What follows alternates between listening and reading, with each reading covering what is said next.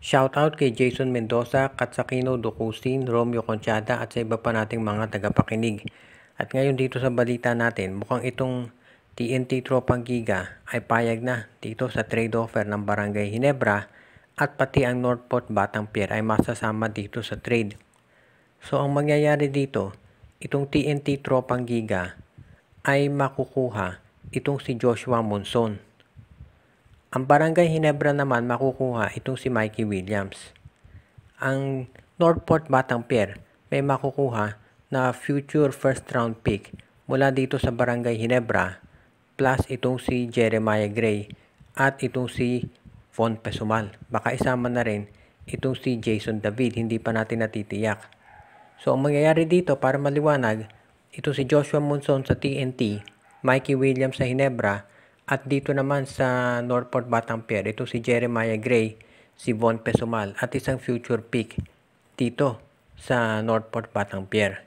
Pwede pang mabago yung mga players na ibibigay dito sa Northport, pero dito sa Ginebra at dito sa TNT mukhang set na yan. Kapag napunta ito si Mikey Williams sa Barangay Ginebra, mababawasan na yung scoring load dito kay Maverick Hanmisi at magkakaroon na sila ng reliable option dito sa point guard. Alam natin tumatanda na yung mga point guard ng Ginebra kaya kinakailangan nila isang katulad ni Mikey Williams.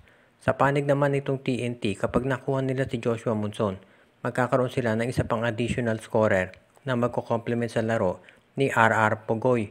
At alam natin ito si Monson, pwede yan na shooting guard, small forward, pwede rin yan na point guard. So marami itong pwedeng paggamitan ni Coach Chot Reyes at yung laro nito ay bagay dito sa TNT Tropang Giga. Kaya sa tingin ko, kung fairness ang pag-uusapan, walang duda na papayag ang TNT dito sa trade offer na to ng Ginebra. Ang balita natin ngayon dito, itong San Miguel Beer ay mukhang gusto rin kunin itong si Arvin Tolentino.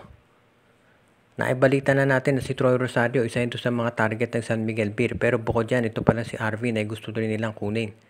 Hindi raw satisfied ng San Miguel Beer dito sa naging performance ng kanilang mga shooter. Kaya ngayon mukhang gusto nilang kunin ay itong si Arvin Tolentino. Hindi pa natin natitiyak kung sino pwedeng i-trade pero baka si Jericho Cruz ang maging kapalit niyan. Dahil hindi yata nagustuhan ng management yung performance nito sa itong finals. Sa ngayon nakita natin ito si Arvin Tolentino hindi pa binibigyan ng contract extension ng Northport Batang Pier. At isa na yan matatawag natin na senyales na ito ay hindi na magtatagal dito sa koponan ni Coach Bonitan at ito ay matitrade na. Wala namang magugulat dito dahil ever since itong matrade dito sa Northport, alam naman ng lahat hindi yan magtatagal dyan. So ang mangyayari nga ito ay eventually mapupunta sa isang SMC team. Ang tanong na lamang ay kung saan. Ang sabi ng iba sa Barangay Ginebra, pero ngayon ang Ginebra daw mukhang ang target ito si Kaylan Tiongson dito sa darating na draft. Samantala naman, itong Magnolia Chicken Templados baka si Stephen Holt ang makuha. So itong San Miguel Beer sila mukhang gustong kumuha dito kay Arvin Tolentino. So abangan natin kung ano magiging sitwasyon dito pero mukhang ang malinaw, itong San Miguel Beer ay determinado na bumawi dito sa darating na season. At kung kinakailangan na kumuha silang mas maraming mga players na matatangkad at may outside scoring yan ang gagawin nila. Itong SMB syempre hindi nagustuhan yung pagkatalo nila dito sa Meralco Bolts. Kaya sa ngayon asahan natin na gagawa sila ng paraan at mukhang ang pagkuha kay Arvin Tolentino ang unang step dito. Hindi pa natin natitiyak kung ito'y masasakatuparan dahil syempre ang Ginebra at Magnolia nakatingin din kay Arvin. So sa bandang huli, management na ng SMC magde-decide sa bandang huli.